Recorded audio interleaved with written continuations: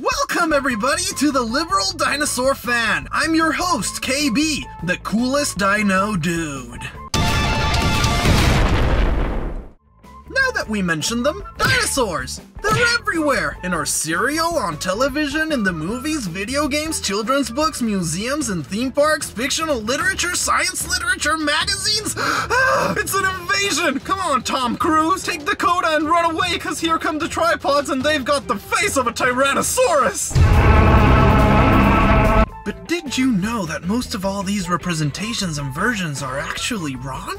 How's it possible, KB? I cried with Dr. Grant when that big Osaurus appeared in Jurassic Park! I'm afraid that's right, my crying friend. Most people don't know what dinosaurs really look like.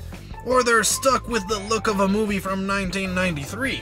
Of course movies and other entertainment media are free to do as they please. People aren't supposed to believe that what they're seeing on screen is real or accurate, unless they're marketing it as precisely that. Isn't it right, Jurassic Park?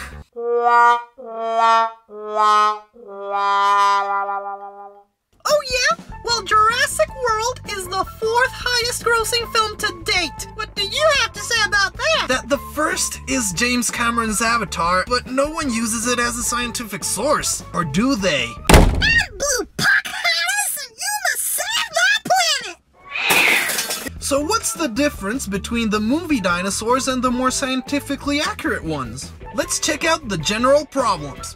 Its skin is shrink-wrapped against the bones, which makes it look malnourished.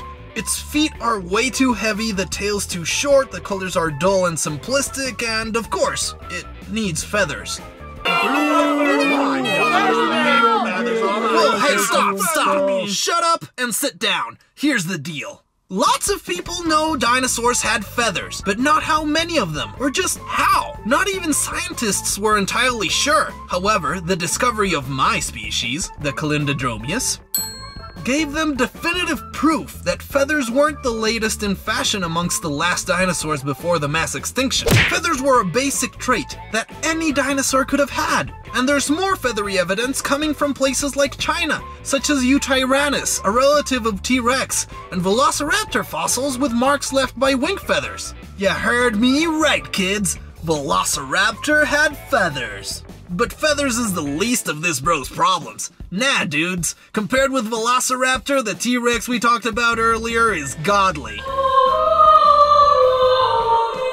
It's way larger than the real thing, almost 3 times as much. Despite the fact that we've found species such as Utahraptor, Achillobator, and the recently discovered Dakotaraptor that are that big. Its wrists are broken and twisted at an impossible angle. Their tails, which should be rigid for balance, are wobbly and wriggly, like strands of pasta. And their skulls look like someone yanked one off of an Allosaurus and glued it onto these poor creatures, like a dino Frankenstein. They suffer worse from human tampering than a pug. They're pug raptors. And there you have it. Does this mean that movies and games are evil and we shouldn't enjoy them? Of course not. But we do have to keep in mind that they're a commercial product, even if they're advertised as realistic.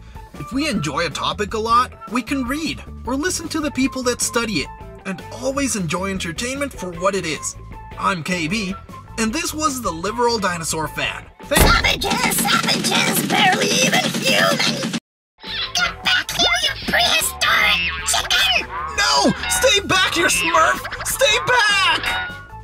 Did you know that the filmmaker James Cameron was planning on getting the rights to Jurassic Park, but Steven Spielberg got them a few hours earlier?